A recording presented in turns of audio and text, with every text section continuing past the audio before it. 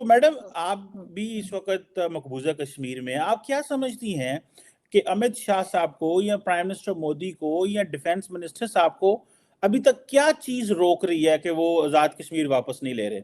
मतलब if they have an intention, अभी recently India के 3 स्टार जनरल साहब जो थे वो भी कह रहे थे कि अगर हमें सिविलियन गवर्नमेंट कहे तो हम जो है वो आज़ाद कश्मीर वापस ले लेंगे।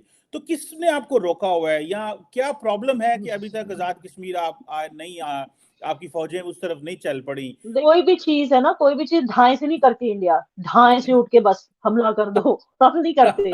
देखिए, हमें कुछ भी करना हो, चाहे हमें कोई चीज को हड़पना है या किसी चीज को चार टुकड़ों में तोड़ना है, हम वाह! हर चीज ना सोच समझ के, it takes years and years of thinking and strategy. चाहे किसी चीज को हमें चार टुकड़ों में तोड़ना है या चाहे हमारा टूटा हुआ टुकड़ा हमें वापस ले, हम स्ट्रेटेजी करके एंड इयर्स ऑफ प्लानिंग के हिसाब से हम करते हैं। ये नहीं कि ढाई से कुछ उठ के कर लिया, जिससे सबको नुकसान होगा, आवाम को, आसपास की जो नेबरिंग पीसफुल कंट्रीज हैं और जो अनपीसफुल कंट्रीज हैं, तो सबको नुकसान होगा। तो इसलिए सोच समझ के करना पड़ता है जी।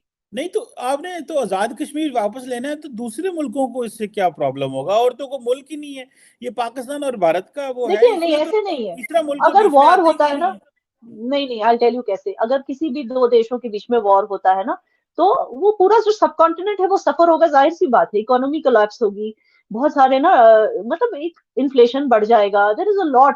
इंडिया से इंपोर्ट भी करती है आसपास की कंट्रीज, इंडिया को एक्सपोर्ट भी करती है आसपास की कंट्रीज।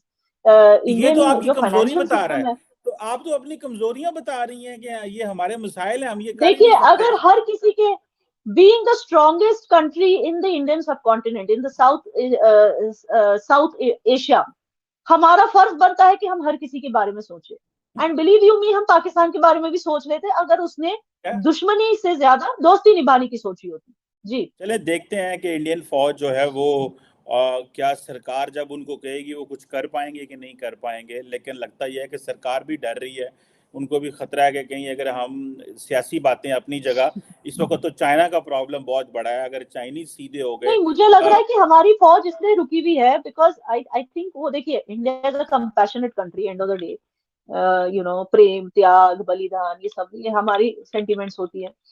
अब वो सोच रहे होंगे कि यार पाकिस्तान के सारे जो फौजी हैं वो बिजी हैं, कहीं बलूचिस्तान बीएलए के साथ लड़ रहे हैं, कोई वहां दुरंत लाइन पे लड़ रहे हैं अफगानियों के साथ, कोई टीटीपी के साथ लड़ रहा है। तो हम क्यों इनको अभी परेशान करें, थोड़ा रुक जाते हैं, जब भी आएंगे वापस। अभी बहुत मसरूफ है पाकिस्तान की फौज, जब तो वो आएंगे पाकिस्तान वापस की तब हम फौज लड़ जो है लेंगे। वो कश्मीर के बॉर्डर पे बैठी हुई है, सॉरी कश्मीर कह रहा हूँ, एलओसी पे बैठी हुई है, और इंडिया पाकिस्तान के बॉर्डर पे बैठी हुई है। उसके लिए हमें अफगानिस्तान और उधर से आने की जरूरत नहीं है। सो उस पर परेशानी ना करें आप बिस्मिल्लाह करें। चलिए आप जो फिर, है ना अमित शाह साहब को, चलिए। राजनाथ सिंह साहब को, मोदी साहब को कहें बिस्मिल्लाह करें, एंटर हो।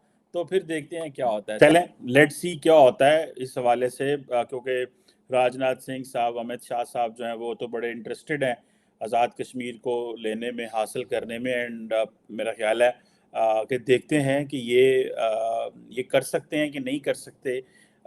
ये स्टेप लेते हैं, इसके रिपोकशंस मुझे लग रहा है जैसे याना साहबा ने कहा कि नुकसानात ज़्यादा होंगे फायदों की बजाय बजाय। देखिए, तो मेरा ख्याल है नुकसान वो ज्यादा होंगे तय अगर भी कर। वॉर होता है, मगर अगर वहां के अपने लोग चाहते हैं कि वो इंडिया से जुड़ जाए, फिर तो कोई नुकसान नहीं है उसमें। और मुझे तो ऐसे ही होता हुआ दिख रहा है, क्योंकि रोज एहतजाज हो रहे हैं वहां पे, चाहे वो इलेक्ट्रिसिटी लोड शेडिंग को लेकर। मकबूजा, हम उस आपके साइड को मकबूजा कश्मीर हम बोलते हैं, तो मकबूजा कश्मीर में इलेक्ट्रिसिटी लोड शेडिंग से लोग परेशान है। वहां पे जो मंगला डैम में डिस्प्लेस फैमिलीज हैं वो परेशान है, मंगला डैम की वजह से जो डिस्प्लेस हो गए। वहां पे वीट नहीं पहुंचता, आटा नहीं है लोगों के पास, उससे परेशान है। तो बहुत सारी चीजें हैं जहां से लोग परेशान होकर, उनको उनकी सब्सिडीज नहीं दी जा रही हैं जो पाकिस्तान गवर्नमेंट ने प्रॉमिस की थी उनको। तो उस वजह से वो हर रोज एहतजाज कर रहे हैं। तो देर देर इज अ चांस कि वो खुद ही आके जुड़ जाए इंडिया से, फिर तो कोई वॉर चले, होगी नहीं। तो मतलब आप इसी चीज़ का इंतज़ार कर रहे हैं, इसीलिए आपने 8 लाख फौज मकबूजा कश्मीर में रखी हुई है कि वो लोग खुद ही जुड़ जुड़ जाएं। चले मैडम, ये एक लंबी बात है, लेकिन आपको भी पता है मसला क्या है और हमें भी पता है क्या है, और सियासी बातें और सियासी नारे क्या होते हैं और उसके पीछे हकायक क्या होते हैं, और लोगों का खून गरमाना और उससे फ़ायदे लेना और टीवी पे लेकिन बहस फौज जोड़ना। तो हर जगह होती है जहाँ बॉर्डर होती है, जहाँ बॉर्डर होती है वहां तो फौज होती ही है। अब उसमें 8 लाख फौज, 9 लाख नहीं, फौज, अब हर बार वो अब फिगर देखिए चेंज ना, करते हैं, कभी इंडिया के दस इतना लाख बड़ा बोलते हैं, बॉर्डर कभी है, 9 लाख, कभी 8। इंडिया का जी। इतना बड़ा बॉर्डर है, इतने मुल्क अटैच है, किस बॉर्डर पे 8-8 लोग फौज बैठी हुई है? एनी हो, इसको फिर कभी जिस जो है बॉर्डर को हमें लगता है कि पोरस है और वहां से लोग यहाँ पर घुसते आ रहे हैं क्योंकि वो अपने देश से नाराज हैं, उसी बॉर्डर पे हम ज्यादा फौज रखेंगे। मैडम देखिए बात सुने, 75 साल हो गए आज तक आप इस बॉर्डर को ठीक नहीं कर सके, पोरस है, फेंस लगाए, इतनी बड़ी फौज आपके पास, आपसे चीजें मैनेज नहीं होती है, इल्जाम नहीं, दूसरों पे हमने लगा। कहा ठीक नहीं, हमने तो ठीक से किया है। हमने उसको इसीलिए वहां पे इतनी फौज है ताकि वो बॉर्डर को प्रोटेक्ट करे, क्योंकि वहां पे सबसे ज्यादा इन्फिल्ट्रेशन होती है, वहां पे सबसे ज्यादा एक्टिविटीज होती हैं, देश चलें, को तोड़ने वाली एक्टिविटीज।